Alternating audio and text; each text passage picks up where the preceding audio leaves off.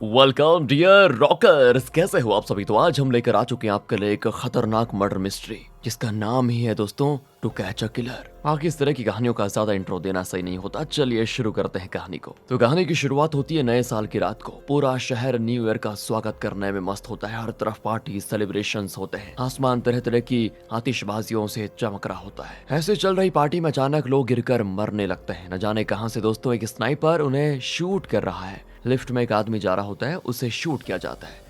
Rooftop पर party कर रहे लोगों में से भी कईयों को इस तरह शूट करके मार डाला जाता है। दूसरी ओर एक रेस्टोरेंट में इस कहानी की हीरोइन एलेनोर को दिखाते हैं, जो कि एक पुलिस ऑफिसर है। रेस्टोरेंट का ओनर एक टेबल पर बैठी औरत के बारे में उससे कंप्लेन करता है कि ये जब से आई है हमें परेशान करके रखा हुआ है। इसने हद से ज्यादा शराब पी चुकी है और यहाँ से जाने का नाम ही नहीं ले रही। एलेनोर उस औरत से कहती है कि तुम्हारी प्रॉब्लम क्या है, क्यों इस रेस्टोरेंट के लोगों को तंग कर रही हो। पर इतने में एलेनोर के रेडियो पर मैसेज आता है कि एक शूट आउट हुआ है, जल्दी आ जाओ। एलेनोर को तुरंत वहां से निकलना पड़ जाता है और जब वो उस क्राइम स्पॉट पर पहुंच जाती है तो पता चलता है कि एक स्नाइपर ने कहीं से शूट करके 29 लोगों को मार डाला, पता नहीं कहां से। फिर एलेनोर उस स्नाइपर के बुलेट से मरे हुए एक आदमी के घर जाती है। बुलेट ग्लास में छेद करके अंदर आया और उस आदमी को लग गया, जिसकी वजह से वो मर गया। तो एलेनोर के पास एक लेजर होता है जिससे वो उस होल पे फोकस करके पता लगाती है कि बुलेट कहां से फायर हुआ। तो वो सामने वाले के अपार्टमेंट के 17वें फ्लोर के एक कमरे में जाकर रुक जाता है। वो क्या दोस्तों, वो लेजर। इस तरह वो हर उस घर में जाती है जहाँ के लोगों की मौत हुई और लेजर के जरिए वो बुलेट के सोर्स का पता लगाती है।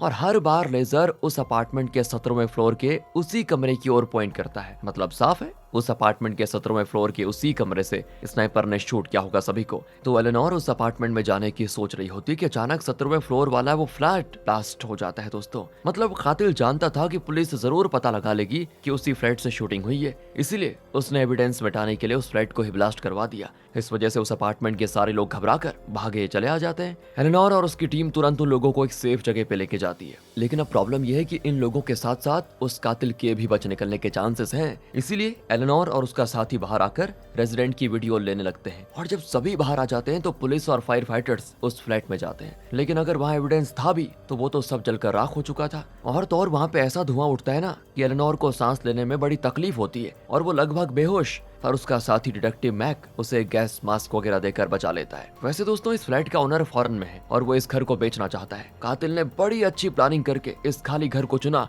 और यहाँ से उसने उन सभी लोगों को शूट किया। सीधे दिखाते हैं पुलिस स्टेशन को, जहाँ पुलिस चीफ, जिसका नाम है लेमार्क, वो सभी ऑफिसर्स को बताता है कि अगर एक नॉर्मल दिन पर ऐसा कांड हुआ होता तो और बात थी, लेकिन न्यू ईयर की रात को यह कत्ल हुआ है तो हम हाथ पे हाथ धरे बैठे नहीं रह सकते। हमें जल्द से जल्द कातिल का पता लगाना होगा। लेकिन हम हाईवेज को भी ब्लॉक नहीं कर सकते क्योंकि न्यू ईयर की रात है। लोग नए साल को सेलिब्रेट करने के लिए शहर से बाहर दूसरे शहर जाते हैं घूमने के लिए, या दूसरे शहर से आते हैं। इंटेलिजेंस ने ये इन्फॉर्मेशन दी है कि ये किसी टेररिस्ट ग्रुप का काम नहीं है। मतलब कातिल अकेला इंसान है और हमें पता लगाना है कि वो है कौन और उसका मोटिव क्या है। अब एलेनोर अपने साथी ऑफिसर्स को बताती है, मुझे तो लगता है कि वो कातिल कोई नॉर्मल इंसान नहीं है, उसे मानसिक तौर पर कोई ना कोई समस्या है। अब उसकी ये बात लेमार्क सुन लेता है और पूछता है कि तुम किस आधार पर ये कह रही हो है। एलेनोर कहती है अगर उसे कत्ल करना ही था तो वो 2-3 लोगों को मारकर वहां से बच निकल सकता था, लेकिन 2-3 लोगों का कत्ल करके उसका जी नहीं भरा, इसीलिए उसने लगातार शूट करके इतने लोगों को मार डाला। तो लेमार्क पूछता है कि अगर तुम्हारी थियरी सही है तो फिर वो ठीक 29 लोगों का कत्ल करके ही क्यों रुका, वो और भी तो कर सकता था। तो एलेनोर कहती है हो सकता है कि 29 कत्ल करने के बाद उसे कोई सेटिस्फेक्शन मिला हो, उसका जी भर गया हो, वो रुक गया हो, इसलिए मुझे लगता है कि वो कातिल एक साइको हो सकता है। अगर वो साइको है तो वो दोबारा इस तरह के और भी कई कत्ल कर सकता है। दोस्तों ये इन्फॉर्मेशन जानने के बाद लेमार्क इम्प्रेस हो जाता है और कहता है कि इस केस में तुम एक इम्पोर्टेंट रोल प्ले करोगी, ये मेरा वादा है। फिर एलेनोर घर जाती है। वो वैसे अकेली रहती है, ना उसके फ्रेंड्स है ना कोई परिवार, थकान के मारे सो जाती है। अब सुबह होने से पहले उसको लेमार्क का कॉल आता है जो उसे कॉफी शॉप पे बुला जाता है। एलेनोर कॉफी शॉप पे जाती है तो वहाँ पे लेमार्क डेप्यूटी गवर्नर के साथ बातें कर रहा होता है। अब उसके जाने के बाद लेमार्क एलेनोर को बताता है कि सुनो, कल रात जो कत्ल हुए थे उस केस को इन्वेस्टिगेट करने के लिए मैंने एक स्पेशल टीम बनाई है। उसमें मैं, तुम और मैक होंगे, और क्योंकि तुम्हें उस कातिल की मेंटेलिटी के बारे में काफी सारा अंदाजा है इसलिए मैं तुमसे डिटेल में बात करना चाहता हूँ। तभी दोस्तों मैक भी वहाँ पे आ जाता है। तीनों इस केस के बारे में डिस्कस करते हैं। सबसे पहले इनको उस फ्लैट में लगे सीसीटीवी कैमरा के फुटेजेस को चेक करना होगा, लेकिन प्रॉब्लम यह है कि उस बॉम्ब ब्लास्ट में कैमरा से लेकर हार्ड ड्राइव सब बर्बाद हो गए हैं। अब अगर इनके पास एविडेंस के तौर पर कुछ है तो वो है मरे हुए उन 29 लोगों की लाश है। उन्हें देखने तीनों मुर्दा घर जाते हैं उन लाशों में भी ये लोग कोई पैटर्न नहीं देखते, मतलब गोरा, काला, जवान, बुजुर्ग, इस तरह का कोई फिक्स्ड पैटर्न नहीं होता। ऐसा लगता है जैसे कातिल ने रैंडमली जिसे भी देखा उसे शूट कर दिया। इतना ही नहीं दोस्तों, मरे हुए इन लोगों के पास्ट के बारे में वो डिटेल्स निकालते हैं तो इनके बीच में कोई कनेक्शन भी नजर नहीं आता। ये सभी एक दूसरे के बिल्कुल अनजान थे, अजनबी थे, और शायद कातिल के लिए भी ये लोग अजनबी ही थे। अब इनकी समझ में नहीं आता यार इस केस में कैसे आगे बढ़े। लेकिन दोस्तों तब एलेनोर नोटिस करती है कि हर विक्टिम को सिर्फ एक ही बुलेट लगा है। ऐसा नहीं है कि कातिल ने एक बार शूट किया, निशाना चूका और दोबारा शूट किया। उसे एकदम परफेक्टली पता था कि कहाँ गोली लगने से इंसान मरते हैं, और उसने एकदम परफेक्शन के साथ एक ही शॉट में विक्टिम की जान ली है। मतलब कातिल जरूर एक ट्रेंड शूटर है, मिलिट्री मैन भी हो सकता है। इस तरह एलेनोर के जरिए इन्हें पहला क्लू मिलता है। लेकिन सिर्फ इसके बल पर कातिल का पता लगाना यार ये भी तो नामुमकिन है ना। ये लोग बुरी तरह सोच में पड़ जाते हैं। तभी इनको मिलती इन्फॉर्मेशन कि कातिल पकड़ा गया। ये लोग कंफ्यूज होकर तुरंत निकल जाते हैं और उस FBI एजेंट से मिलते हैं जिसने इनको कॉल किया था। वो कहता है कि इस अपार्टमेंट में एक टीनेज लड़का है जिसने लोगों से ये कहा कि मैं सबको मार डालूंगा। उसके इंटरनेट यूजर्स को चेक करके हमें पता चला कि वो टेररिस्ट्स के बारे में काफी सारी वीडियोस देखता था और हमेशा वायलेंट गेम्स खेलता था। जरूर वो लड़का ही कातिल होगा। अब ये सुनकर लिमाक को उस पर गुस्सा आ जाता है कि महज एक टीनेजर इतना परफेक्ट स्नाइपर कैसे हो सकता है। टेररिस्ट के बारे में वीडियो देखना, वायलेंट वीडियो गेम्स खेलना, सिर्फ इनके आधार पर हम किसी को कातिल कैसे कह सकते हैं बताओ। तो एलेनोर कहती है कातिल ने जिस परफेक्शन के साथ कत्ल किए हैं उससे तो साफ जाहिर है कि वो इतनी आसानी से पकड़ा नहीं जाएगा। तो इस पर FBI एजेंट कहता है कि हम इस केस को इन्वेस्टिगेट कर रहे हैं, तुम बीच में राय देने की कोशिश मत करो। फिर एलेनोर गुस्से में बाहर चली आती है। लेमार्क FBI एजेंट से पूछता है कि क्या उस लड़के के पास कोई गन था। FBI एजेंट कहता है उसके पास गन तो नहीं था, लेकिन उसका अंकल उसे गन शूटिंग की प्रैक्टिस देने के लिए कहीं लेकर जाता था। लेमार्क कहता है कि ये भी कोई वजह है क्या किसी पे कत्ल का इल्जाम लगाने की। फिर तो दोस्तों FBI एजेंट भड़क जाता है कि अगर वो कातिल नहीं है तो वो अपने घर से निकल क्यों नहीं रहा। मैंने अपनी टीम भेजी है उसके फ्लैट में, थोड़ी देर में सब पता चल जाएगा। अब यहाँ से उस लड़के के फ्लैट को दिखाते हैं जहाँ एक FBI टीम दरवाजा तोड़कर अंदर घुसती है। वो लड़का तो डर के मारे उन पर चीजें फेंकने लग जाता है, और जब वो उसे पकड़ने के लिए आगे बढ़ते हैं ना तो वो उनसे बचने के लिए विंडो ग्लास तोड़कर नीचे कूद पड़ता है। एलेनोर की आंखों के सामने वो लड़का नीचे गिरता है, स्पॉट पे खत्म। FBI टीम उस लड़के के घर को छान मारती है, लेकिन वहां ना दोस्तों कोई हथियार मिलता है, ना ही कोई और एविडेंस जिसके आधार पर ये लोग उसको कातिल साबित कर सके। कुछ नहीं मिलता। यानी कि बात तो साफ है कि वो लड़का बेगुनाह था। लेमार्क FBI एजेंट पे भड़क जाता है कि तुम्हें FBI में भेजा किसने, किसने भर्ती किया तुम्हें। अगर वो लड़का सच में कातिल होता तो तुम्हारी टीम से लड़ने की कोशिश करता, ना कि इस तरह नीचे कूद कर अपनी जान देता बिना एविडेंस के। तुमने एक इनोसेंट लड़के की जान ले ली। वहाँ पे दोस्तों एक और ऑफिसर बैठा होता है जो कहता है कि ये लड़का भले इनोसेंट था, लेकिन अगर हम मीडिया के जरिए लोगों में ये बात फैला दे कि यही कातिल था और आज वो मारा गया तो लोग थोड़ी चैन की सांस जरूर लेंगे, वरना तो सब डरे हुए हैं कि उस खतरनाक कातिल का अगला टारगेट पता नहीं कौन होगा। अगर हम इस लड़के को ही कातिल कह दे तो हमें असली कातिल को ढूंढने के लिए अच्छी खासी मोहलत मिल जाएगी। लेकिन दोस्तों लेमार्क को उसकी ये बात बिल्कुल भी अच्छी नहीं लगती और वो गुस्से में बाहर आ जाता है। अब लेमार्क, एलेनोर और मैक तीनों डिसाइड करते हैं कि वो इनकी बातों में नहीं आएंगे और इस केस को इंडिपेंडेंटली इन्वेस्टिगेट करेंगे। तो जिस फ्लैट से शूट किया गया था वो बंद पड़ा था क्योंकि उसका ओनर फॉरेन में रहता था। ओके, पर कातिल ने दरवाजा तोड़ा नहीं था, ये भी ध्यान देने वाली बात है। मतलब उस फ्लैट की चाबी कातिल के पास थी। इस एंगल में पूछताछ करने पे उनको पता चलता है कि 2 साल पहले फ्लैट के ओनर ने 3 पेंटर्स को हायर किया था अपने फ्लैट की पेंटिंग करवाने के लिए। उन्हें उस फ्लैट की चाबी भी दी गई थी। तो ये लोग उन तीनों पेंटर्स से पूछताछ करते हैं। तीनों कहते हैं कि सर हम कई घरों को पेंट करते हैं और इस फ्लैट को तो हमने 2 साल पहले पेंट किया था। हम ये घर खोलकर किसी को शूट क्यों करेंगे बताओ। एक पेंटर तो अपने छोटे छोटे बच्चों को लेकर आया होता है। लेमार्क पूछता है कि इस न्यू ईयर की रात तुम कहाँ थे। तीनों के जवाब से ये तो साफ हो जाता है कि उस रात वो उस फ्लैट में नहीं गए थे, यानी कि ये एंगल भी गलत निकला। फिर उस अपार्टमेंट के बाहर लगे CCTV कैमरा के फुटेजेस चेक करते हैं। बॉम्ब ब्लास्ट के बाद उस अपार्टमेंट के लोग बाहर भागे थे तो उनके फेसेस को कैप्चर करके उनके बारे में डिटेल्स निकाली जाती है। एक पर भी शक करने लायक कोई डिटेल्स नहीं होती। उस रात दोस्तों एलेनोर घर जा ही रही होती है तो लेमार्क अपनी कार में आ जाता है और कहता है तुम हमेशा इतनी उदास क्यों रहती हो एलेनोर, आज का डिनर तुम मेरे साथ करो, चलो मेरे घर। एलेनोर भी जाती है। वहाँ लेमार्क, उसका एक दोस्त और एलेनोर तीनों डिनर कर रहे होते हैं और यहाँ पे रिवील होता है कि असल में एलेनोर एक FBI एजेंट थी, लेकिन उस दौरान किसी वजह से वो अपने काम पे ठीक से फोकस नहीं कर पाती थी, जिसकी वजह से उसे प्रमोट कर दिया गया और पुलिस फोर्स में उसे भेज दिया गया था। लेकिन लेमार्क एलेनोर की काबिलियत बखूबी जानता है और कहता है कि अगर इस केस को कोई सॉल्व कर सकता है तो वो सिर्फ तुम हो एलेनोर। केस पे फोकस करो, हमें कातिल को पकड़ना है कैसे भी करके। कुछ दिन के बाद का सीन दिखाते हैं दोस्तों। एक मॉल में ट्रायल रूम के अंदर एक आदमी नया ड्रेस पहनकर बाहर आता है। इसी बीच हुडी पहना हुआ एक आदमी ट्रायल रूम में जाकर उस आदमी का पुराना ड्रेस निकालकर सीधे बाथरूम चला जाता है। वहाँ वॉश बेसिन के पास ही खड़ा नहाने लगता है। अब ये देखकर एक कस्टमर सिक्योरिटी से कंप्लेन करता है, तो सिक्योरिटी ऑफिसर्स बाथरूम में जाकर देखते हैं, लेकिन वहाँ वो आदमी नहीं होता, बल्कि वो कपड़े बदलकर यानी ट्रायल रूम में रखा किसी का पुराना ड्रेस पहनकर फूड कोर्ट में आ जाता है। वहाँ एक टेबल पर कोई जूठा खाना रख कर गया होता है, तो वो आदमी उसमें से सिर्फ सब्जियां निकाल कर खाने लगता है। वहाँ बैठे लोग सोचने लगते हैं कि ये आदमी कर क्या रहा है। इतने में सिक्योरिटी ऑफिसर्स आ जाते हैं और पूछते हैं कि तुम उस आदमी का ड्रेस क्यों चुरा लाए,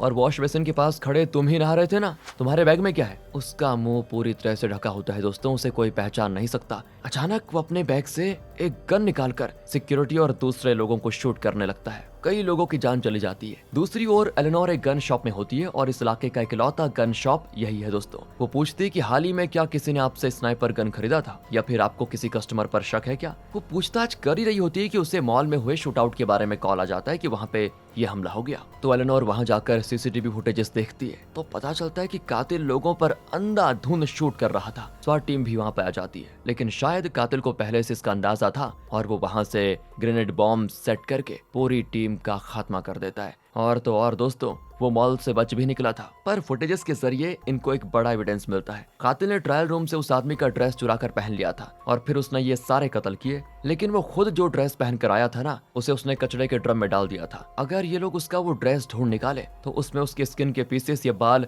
जरूर मिलेंगे, जिससे कि डीएनए सैंपल्स निकाला जा सकता है। अब यहाँ एलेनोर सीसीटीवी फुटेज में एक और बहुत ही इंपॉर्टेंट बात देखती है दोस्तों, कि कातिल सिर्फ वेजिटेबल्स निकाल कर खा रहा था, यानी वो एक वेजिटेरियन है। इतना ही नहीं, मॉल में जो कचरा था उसे ले जाकर कचरे के ढेर में डंप कर दिया गया था। इनको वहां जाकर कातिल के ड्रेस को ढूंढना पड़ेगा, और फिर कोई रास्ता ना पाकर पुलिस वहां कचरे के ढेर में तलाशने लगती है। यहाँ लिमाक अपने सीनियर ऑफिसर से बहस कर रहा होता है, क्योंकि वो कहते हैं कि जल्दी से केस खत्म करो, लेकिन लिमाक कहता है कि जल्दबाजी से काम नहीं चलेगा, इन्वेस्टिगेशन में टाइम लगता है। इतने में एलेनोर और उसकी टीम कचरे के ढेर से उस कातिल का ड्रेस ढूंढ कर लेकर आ जाते हैं, और इनको सच में अंदर से बहुत विश्वास होता है कि इसे फॉरेंसिक में भेजकर डीएनए सैंपल्स निकाला जा सकता है और कातिल जरूर पकड़ा जाएगा। लेकिन पता नहीं क्यों दूसरे ऑफिशियल्स ये सुझाव देते हैं कि मॉल में हुए शूटआउट की वीडियो को हम टीवी पर दिखाएंगे, अगर कोई उसे उसकी चाल चलन से पहचान जाए तो हमें खबर कर देगा। वीडियो को देखकर उन्हें कई कॉल्स भी आते हैं, ज्यादातर तो प्रैंक कॉल्स होते हैं, जैसे कि एक औरत तो कॉल करके कहती है ये मेरे एक्स हस्बैंड की तरह चल रहा है, जरूर वही कातिल होगा।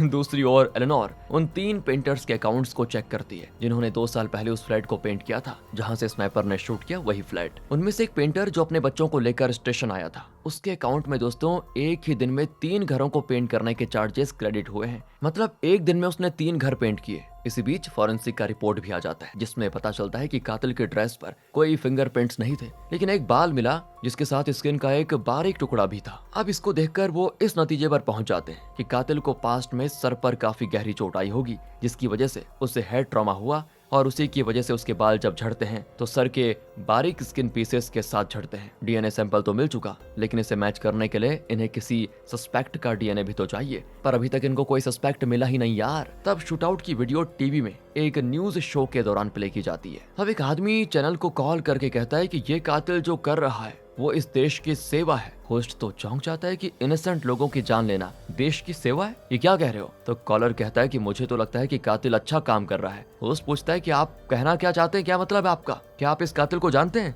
क्या आप भी कातिल के साथ मिले हुए हो। तो कॉलर कहता है कि हम सब इनविजिबल आर्मी के मेंबर्स हैं, लोगों पर शोषण करके उनका खून चूस कर अपना खजाना बाहर लाने वाली इस सरकार के खिलाफ हमने ये नई जंग छेड़ी है। वो होस्ट कहता है कि मुझे लगता है आप प्रैंक करना चाहते हैं ना, ये कोई कॉमेडी शो है क्या। तो कॉलर कहता है कि मैं कॉमेडी कर भी नहीं रहा, मैं चाहूँ तो आपका भी कत्ल कर सकता हूँ। होस्ट कहता है कि मैं जिस सिक्योर जगह पे बैठा हूँ ना, वहाँ कोई मुझे टच भी नहीं कर सकता। कॉलर कहता है वाह, तुम भले ही सेफ जगह पे हो, लेकिन तुम्हारी बेटी तो सेफ जगह पे नहीं है ना, वो कॉलेज में है राइट। मैं अपने आदमियों को वहाँ भेजकर उसे ही नहीं बाकियों को भी शूट करके मार डालूंगा, तब क्या करोगे। और तब जाकर शो होस्ट और यहाँ शो को देख रही पुलिस टीम उस कॉलर की बात को सीरियसली लेती है। वो तुरंत उस कॉल को ट्रेस करके उसकी लोकेशन की ओर बढ़ जाते हैं। अब वैसे लिमाक और उसकी टीम को विश्वास नहीं होता कि वो कॉलर कातिल हो सकता है, क्योंकि इनकी फाइंडिंग्स के मुताबिक वो कातिल एक साइको है और वो इस तरह सबके सामने बात कभी नहीं करेगा, और ना ही वो किसी ग्रुप का मेंबर हो सकता है। लेकिन वही वाली बात है, सीनियर्स के प्रेशर की वजह से इन्हें मजबूरन उस लोकेशन पे जाना पड़ जाता है। एंड ये क्या यार, वो असल में एक सुपरमार्केट होती है जिसके अंदर एक गैंग घुसता है।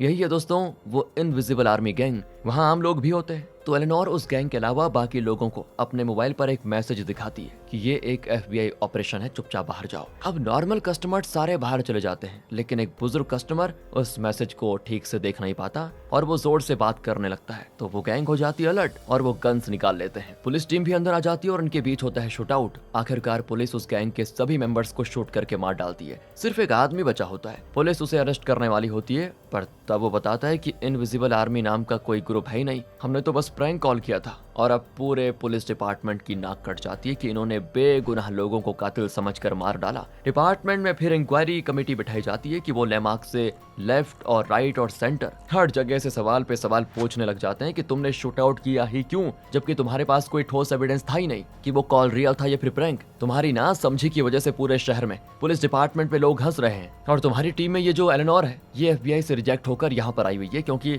उसे एडिक्शन की प्रॉब्लम है। इस पर दोस्तों एलेनोर का चेहरा उतर जाता है, लेकिन लेमार्क उन्हें समझाता है कि शायद आप लोग नहीं जानते कि इस केस में सबसे पहला क्लू एलेनोर नहीं पता लगाया था और उसके बाद इस केस में जो भी एविडेंसेस मिले हैं वो एलेनोर की वजह से ही मिले हैं। वो बहुत ही काबिल ऑफिसर है। लेकिन लेमार्क कुछ भी कह ले, पब्लिक के सामने अपना इमेज बरकरार रखने के लिए वो लेमार्क और एलेनोर को इस केस इन्वेस्टिगेशन से बाहर कर देते हैं। ये लोग परेशान कि इस केस को इस हद तक इन्वेस्टिगेट करने के बाद बाहर कर दिया। बताओ, एलेनोर तो घर आकर बड़ी कंफ्यूज डिस्टर्ब हो जाती है क्योंकि उसको लगा था कि ये केस सॉल्व करके वो अपनी काबिलियत साबित कर पाएगी। वो ना बाथ टब में बैठी होती है और तब ऊपर सीलिंग पे पानी की वजह से वहां से प्लास्टर निकल रहा होता है। उसे देखते ही आता है एलेनोर को एक आइडिया। वो सीधे उस पेंटर के घर पे जाती है जो इंटेरोगेशन के लिए अपने बच्चों को लेकर आया था और जिसने एक ही दिन में 3 घरों को पेंट किया था। दोस्तों, एलेनोर ने उसका अकाउंट चेक करके इस बात को कंफर्म भी कर लिया था। अब एलेनोर सीधे उस पेंटर के घर पे जाती है और पूछती है कि सच तुम बताओगे या तुम्हारे मुंह से उगलवाना पड़ेगा। कोई भी इंसान एक दिन में 3 घर पेंट कैसे कर सकता है बताओ?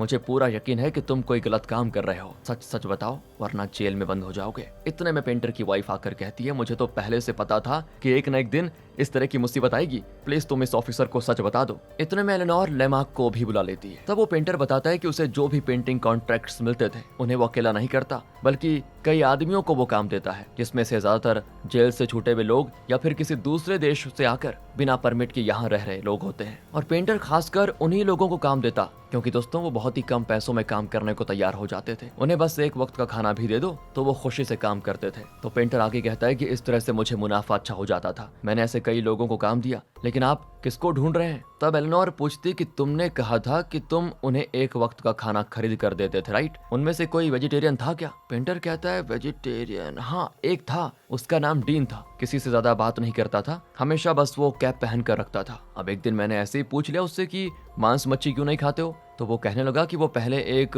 कसाई खाने में काम करता था, वहाँ जानवरों को जैसे मारा जाता था ना, वो सब देखकर उसने मांस खाना ही छोड़ दिया। वो कुछ वक्त मेरे लिए काम करता रहा, लेकिन कुछ दिन पहले जब मैंने उसे कॉल किया तो उसने मेरा कॉल उठाया ही नहीं। फिर मैंने भी उसे कॉल करना छोड़ दिया। दोस्तों, अब इस पेंटर की मदद से पुलिस डीन का स्केच बनवाती है। फिर उस इलाके के सभी कसाई घरों में और वहाँ के जो वर्कर्स होते हैं वहाँ से डीन का स्केच दिखाकर पूछते हैं, क्या इसको तुमने कहीं देखा? कईयों से पूछताछ करने के बाद आखिर में एक कसाई घर में काम करने वाली एक बुजुर्ग औरत बता देती है कि ये तो डीन है। ये एक बहुत ही इंट्रोवर्ट आदमी था, लेकिन काफी मेहनती भी था, काम बढ़िया करता था। लेकिन यहाँ का एक वर्कर डीन को हमेशा परेशान किया करता था। एक दिन वो वर्कर मांस का कीमा बनाने वाली मशीन में गिरकर मर गया। हमें लगा ये एक एक्सीडेंट था, लेकिन फिर पता चला कि डीन ने उसे उस मशीन में धकेला था। फिर पुलिस आई और डीन को जेल में बंद कर दिया गया, लेकिन 2 साल के बाद उसे पैरोल में बाहर छोड़ दिया गया। दोस्तों, इनकी इन्वेस्टिगेशन में ये एक टर्निंग पॉइंट साबित होता है, क्योंकि अगर डीन जेल गया था तो जरूर उसकी डिटेल्स पुलिस रिकॉर्ड्स में होंगी। वो उसकी पूरी डिटेल्स निकालकर डीन के घर की ओर निकलते हैं। अब रास्ते में एलेनोर बताती है कि असल में वो डीन का नहीं, उसकी माँ का घर है।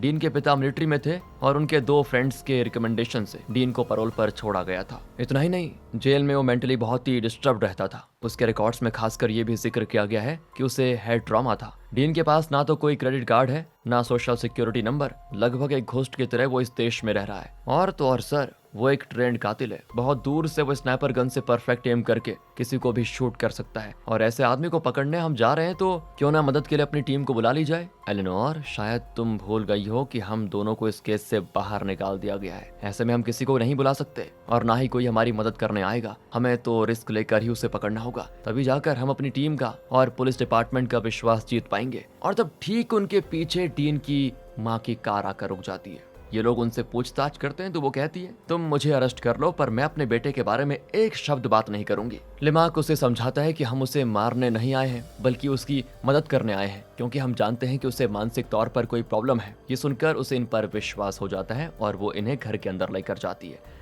तब वो बताती है कि बचपन में डीन बहुत ही अच्छा लड़का था, मैं खुद उसे गन शूटिंग वगैरह सिखाती थी, लेकिन एक दिन वो टारगेट को निकालने गया जबकि मैं उस टारगेट पर एम कर रही थी। मुझे नहीं पता था कि वो उसे लेने जाएगा और मैंने शूट कर दिया। गोली डीन के सर पर लग गई। उसी वक्त मेरा बेटा मर जाता लेकिन खुशकिस्मती से हम उसे बचा पाए। लेकिन उस हादसे के बाद वो मेंटली बहुत ही डिस्टर्ब हो गया। उसका हेड ट्रॉमा तभी से शुरू हुआ। डीन भी अपने पापा की तरह एक मिलिट्री ऑफिसर बनना चाहता था और उसके लिए उसने बहुत ही ट्रेनिंग भी ली। स्नाइपर गन से शूट करने में उसका कोई जवाब ही नहीं था, लेकिन कभी कभी अचानक वो स्नाइपर के स्कोप से जानवरों, पक्षियों और चांद को देखने लगता था। पता नहीं उसके माइंड में क्या चलता था। उसे मेंटली अनफिट कहकर आर्मी से निकाल दिया गया। दोस्तों, ये सारी बातें डीन की माँ बता रही होती है और इसी बीच एलेनोर नोटिस करती है कि टेबल पर 2 टी कप्स हैं और बाहर किसी आदमी के कपड़े सूख रहे हैं और घर से कुछ ही दूरी पर एक शेड है। एलेनोर सोच रही होती है कि जरूर डीन उस शेड में होगा कि अचानक वहां से एक गोली चलती है जो घर के ग्लास को तोड़कर आती है और लेमार्क को लग जाती है दोस्तों, और वो गिर जाता है। एलेनोर वहां से बच निकलने की कोशिश करती है क्योंकि अब खतरा है,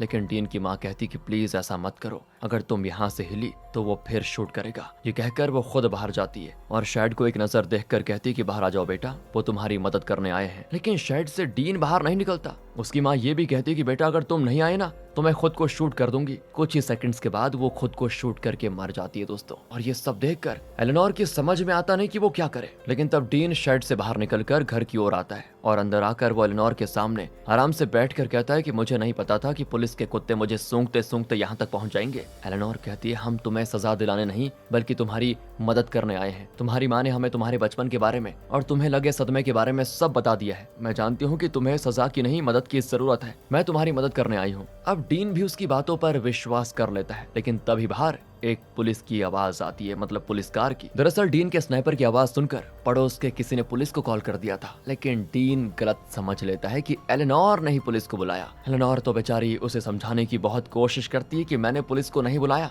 लेकिन वो एलेनोर पर वार करके उसे बेसमेंट में खींच ले जाता है। इतने में बाहर खड़ी पुलिस कार से एक ऑफिसर घर की ओर आता है, लेकिन डीन दोस्तों उसे शूट कर देता है। दूसरा ऑफिसर तुरंत अपने साथियों को कॉल कर देता है और कई पुलिस कार्स वहां पर आ जाती हैं। लेकिन डीन ने घर में और घर के आसपास कई बॉम्ब सेट किए होते हैं। वो एक बटन प्रेस करता है तो कुछ बॉम्ब्स ब्लास्ट होते हैं और ढेरों पुलिस ऑफिसर्स खत्म। और बेसमेंट में उसने एलेनोर को बांध के रखा होता है। वो कहती है कि तुम प्लीज सरेंडर हो जाओ, मैं तुम्हें बचाऊंगी। तुम जेल की बजाय हॉस्पिटल भेज दिए जाओगे जहां तुम्हारा इलाज होगा, फिर तुम एक नॉर्मल इंसान की लाइफ जी पाओगे। लेकिन वो एलेनोर की एक भी सुनने को तैयार नहीं होता। गुस्से में एलेनोर उसके गले में अपने दांत मारकर उसे घायल कर देती है और डीन दर्द से तड़पता है। फिर तो वो एलेनोर को मार डालने की कोशिश करता है, लेकिन पुलिस घर को घेरने लगती है तो बचने के लिए वो पीछे के दरवाजे से बाहर निकलकर भागता है। एलेनोर जैसे तैसे अपने हाथ खोलकर बाहर आती है तो वहां मैक आता है। वो पूछता है कि कातिल कहाँ है। एलेनोर बताती है मैंने उसके गले में काटा है, वो काफी घायल हो चुका है और तो और उसने जानबूझकर एक कत्ल नहीं किए, वो मेंटली अनस्टेबल है और मदद की जरूरत है उसको, इसलिए प्लीज उसे शूट मत करना, उसे जिंदा पकड़ना। पुलिस टीम टॉर्च लेकर डीन को ढूंढने में लगी होती है। डीन एक जगह बैठा होता है, घायल होने की वजह से वो और नहीं भाग पाता। पुलिस को देखकर वो उन पे गन तान देता है और पुलिस की टीम उसे शूट करके मार डालती है दोस्तों। ये जानकर एलेनोर को बड़ा दुख होता है और अब एलेनोर पर इंक्वायरी बिठाई जाती है और उससे इंटेरोगेट किया जाता है कि जब तुम्हें और लेमार्क को ऑफिशियली इस केस से निकाल दिया गया तो तुम दोनों इस केस को इन्वेस्टिगेट क्यों कर रहे थे और उस कातिल के घर गए क्यों। तुम पर एक्शन तो लिया जाएगा ही, लेकिन तुम इस केस के बारे में ना मीडिया को ना ही किसी और को कुछ बताओगी। इस केस में तुम लोगों ने जो कातिल का पता लगा लिया उसका क्रेडिट तुम्हें नहीं मिलेगा बल्कि FBI को मिलेगा, और अगर तुमने सच बताने की कोशिश की तो तुम्हारी नौकरी छीन ली जाएगी। पर अगर तुम चुप रहने का वादा करोगी तो तुम्हें FBI में जिस पोजीशन से निकाल दिया गया था ना, वो पोजीशन तुम्हें वापस दी जाएगी। चुप रहने के अलावा एलेनोर के पास दोस्तों कोई ऑप्शन नहीं होता, बहुत ही उदास होती है वो। दूसरी ओर FBI की टीम मीडिया के सामने इस केस को सॉल्व करने का पूरा क्रेडिट खुद बटोर लेती है, जैसे कि उन्होंने मेहनत करके इस केस के क्लूज ढूंढे और आखिर में कातिल का पता लगाकर उसे मार भी डाला। एलेनोर अपनी मेहनत का पूरा फल किसी और के हाथ में सौंपकर अपनी लाइफ जीने लग जाती है। जिस तरह बुरे लोग कई बातों को छुपाकर इस समाज में सर उठाकर जीते हैं, उसी तरह वो लोग जो सरकारें चलाते हैं, पुलिस और FBI जैसी डिपार्टमेंट्स जो खुद को लोगों के संरक्षक बताते हैं, वो भी कई बातों को छुपाकर अपने काम काज करते रहते हैं। किसी की जान चली जाए इससे उन्हें कोई फर्क नहीं पड़ता, और अगर उन्हें किसी चीज की फिक्र है तो वो ये है कि उनके डिपार्टमेंट का नाम खराब ना हो जाए उनकी सरकार का नाम खराब ना हो जाए। मतलब लोगों की जान के साथ खिलवाड़ करके भी अपना इमेज बनाए रखने के लिए सरकार और उसे चलाने में मदद करने वाले ये डिपार्टमेंट्स किसी भी हद तक जा सकते हैं। इसी संदेश के साथ दोस्तों ये कहानी यहाँ पे खत्म होती है। बाकी अब आप बताइए आपको ये इन्वेस्टिगेशन थ्रिलर आपको कैसी लगी। मिलते हैं आपसे अगली वीडियो में, ध्यान रखिएगा अपना and finally thanks for watching.